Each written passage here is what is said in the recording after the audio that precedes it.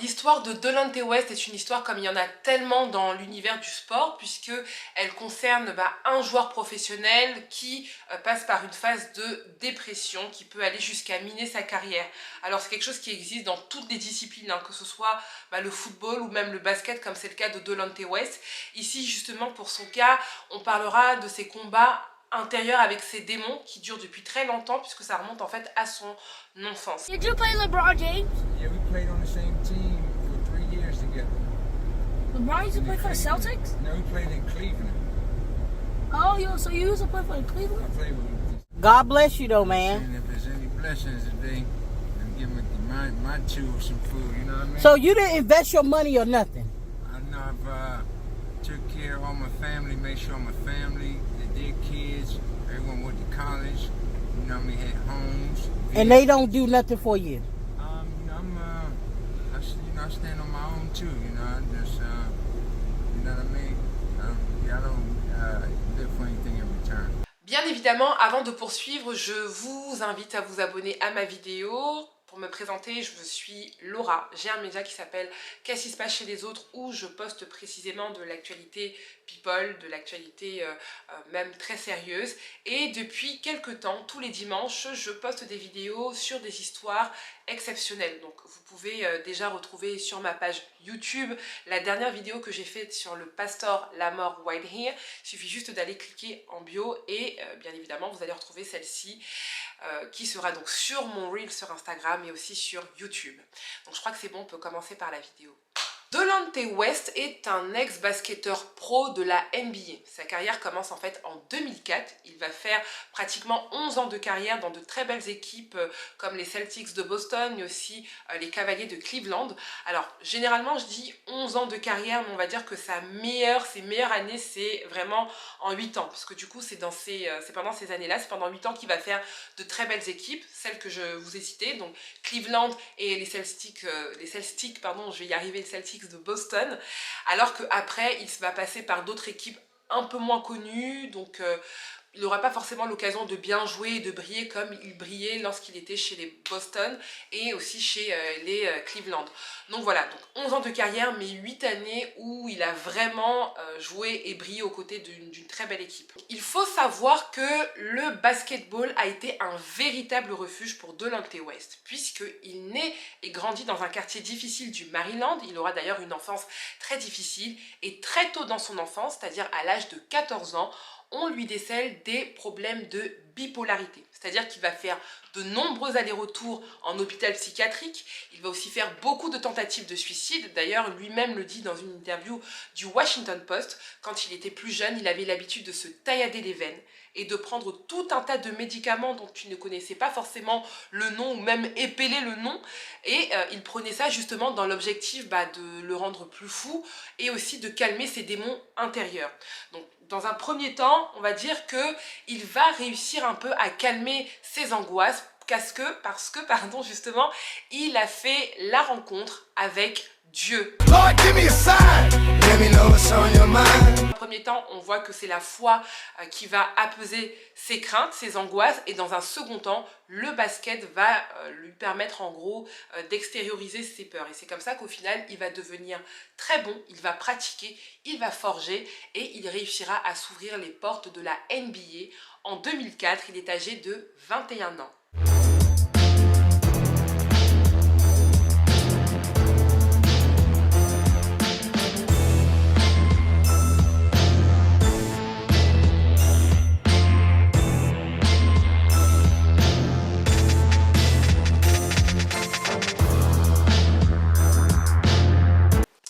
Ce qui fait en sorte que les directeurs, les promoteurs, les entraîneurs parient sur Delonte West, même s'il n'est pas en tête d'affiche, c'est qu'au final c'est quelqu'un qui en veut, c'est un bagarreur. Sur le terrain, il joue, il s'investit à fond et quand il part en match, il part en guerre. Donc comme je vous le dis, il s'investit à fond, il a un très très bon jeu, même si parfois il peut avoir des comportements et sauts d'humeur qui passent mal auprès de la presse. D'ailleurs, c'est ce qui va se passer en 2012 alors qu'il joue contre les Jazz Utah. À l'époque, il est chez les Dallas Mavericks. Il va avoir un comportement un peu déplacé par rapport à un joueur de l'équipe adverse qui va faire en gros la une de l'actualité sportive. Rebound Jefferson quickly finds Devin Harris, runs it across Nowitzki.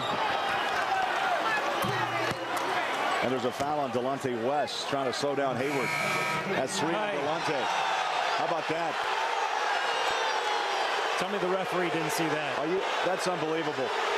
You know, that's up to the refs. Certainly, I think what Willie or whatever it was shouldn't be allowed, but it's up to the refs' interpretation. That is the low of lows of sportsmanship. Oh, no, I'm not disappointed in anything. You just get caught in a moment of the game sometimes, that's all. Did you consider what you did childish? Nah, man, ain't nothing childish about me, man. It's time I'm a child, I'm a grown man, man. You know what I'm saying? You don't regret that at all? No, not at all. Brought up to make sure you not let other people see your emotions too much. So consequences of doing something like that can hurt your team. So just try to stay out of it. Voilà, en soi, quand on voit la vidéo, on se rend bien compte que Delonte West, en fait, a eu un geste antisportif. C'est pas vraiment passé. Même si tu perds un match, on n'a pas ce genre de comportement. Parallèlement à ça, Delonte West en fait brille dans la presse pour d'autres faits divers, donc soit pour conduite en état d'ivresse, ou alors pour possession d'armes illégales, ou alors pour son addiction à la drogue. Voilà, petit à petit, il va avoir des conséquences par rapport à là, qui vont l'amener à avoir des matchs suspendus, auxquels il ne pourra pas jouer. À cause de ses condamnations, vu qu'il est condamné dans certains états, il ne peut pas se déplacer dans d'autres états pour faire des matchs, donc forcément ses contrats se réduisent petit à petit, et c'est comme ça qu'il se retrouve dans des équipes moins connues et que sa carrière arrive justement à sa fin en 2015. Donc forcément, je pense que ça a eu un vrai impact sur sa santé mentale et même sa détresse, puisque le seul refuge au final qu'il avait pour pouvoir extérioriser ses peurs, qui était le basket, a disparu. Donc il se retrouve sans argent, il n'a plus de quoi subvenir à sa maison, à ses besoins. Toutes ces maisons au final qu'il avait sont finalement vendues, donc il se retrouve au final sans rien. I'm Jesus and you are sinner right now. Yeah, I know. And for what you doing, you just gave up your chances of going to heaven. I came here to save you and help you, for I'm the President of the United States. What's your name, man? The President Jesus, and I'm the President of the United States too. Alors, il faut savoir qu'au fil des ans, la santé ou la situation plutôt de Delonte West va se dégrader, puisqu'il va être aperçu par des fans dans la rue, soit en train de errer, soit en train de faire la manche, ou parfois dans des états de paranoïa. Man, I walked down the street. The man approached me with a gun. Where's his gun at? I don't give a. Okay. Do you know where his gun is? I don't give a. C'est extrêmement choquant parce que je ne sais pas si vous imaginez un peu la situation. Vous voyez votre star de football être dans la rue en train de errer, de faire la manche.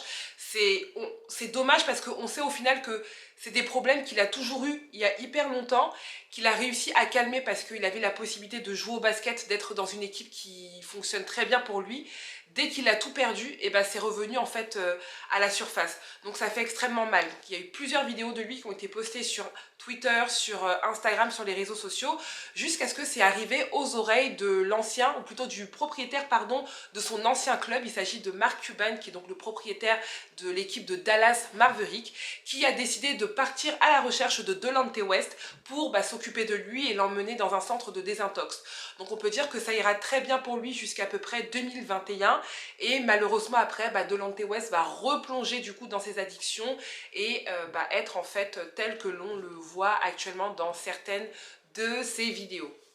Aujourd'hui, où en est la situation de Delonte West? Alors très honnêtement, je ne pense pas que ce se soit amélioré, puisque récemment encore, donc quand je vous dis récemment, c'est au mois de septembre 2022, d'autres fans ont posté des vidéos de Delonte West où on le voit dans la rue. Alors certes, il n'est pas dans un état de paranoïa, mais on sent que ça n'a pas vraiment changé en fait pour lui. Il arrive à raconter sa vie, à parler de ses expériences dans le basketball, à dire qu'il a joué avec LeBron James, mais on sent que sa situation ne s'est pas vraiment améliorée.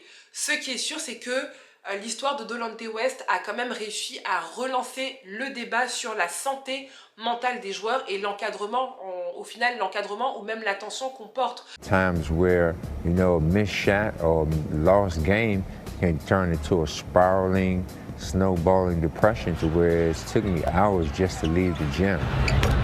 Faut savoir que depuis quelques temps maintenant, et c'est dommage que ça ne se soit fait que à partir de maintenant, la NBA a mis en place une structure d'accompagnement psychologique des joueurs de manière en fait à mieux les encadrer, parce que la dépression, la bipolarité sont des choses qui existent aussi bien chez les joueurs, parfois même lors de matchs, et malheureusement c'est quelque chose que l'on ne regarde pas tellement parce que c'est extrêmement tabou, on n'en parle pas parce que voilà, c'est quelque chose qui se dit pas, surtout dans des disciplines très viriles comme ça.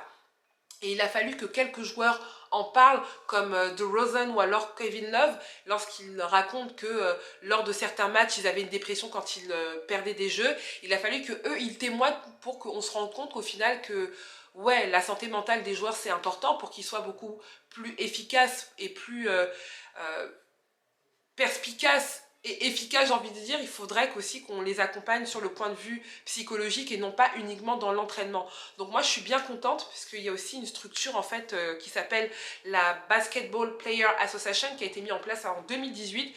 C'est dommage parce que ça s'est mis en place en 2018, donc quelques années après la fin de carrière de Delonte West. Donc il n'a pas vraiment l'occasion de reconnaître, mais au moins je sais que ça pourra aider beaucoup de nombreux basketteurs en devenir et même ceux qui sont sur place. C'est terminé pour la vidéo d'aujourd'hui et surtout pour l'histoire de Delonte West à qui vraiment j'envoie tout mon courage. Donc vous pourrez donc retrouver cette vidéo sur YouTube. Là je vais essayer de la mettre sur Instagram parce que j'ai vraiment galéré pour la dernière vidéo que j'ai faite, en espérant que vous pourrez commenter, partagez, likez. N'hésitez pas aussi à me suivre sur YouTube, sur ma page, le lien est en bio. N'hésitez pas aussi à me dire ce que vous en pensez très clairement. Si vous pensez que il y a un vrai manque d'encadrement sur la santé psychologique des joueurs de basketball ou même de toute autre discipline, si selon vous il faudrait ajouter encore d'autres choses pour que ce soit beaucoup plus impactant, qu'est-ce que vous pensez en fait de l'histoire du coup de Delonte West? Voilà, n'hésitez pas à réagir au maximum et je vous retrouve pour une prochaine histoire le dimanche sur qu'est-ce qui se passe chez les autres. À très vite.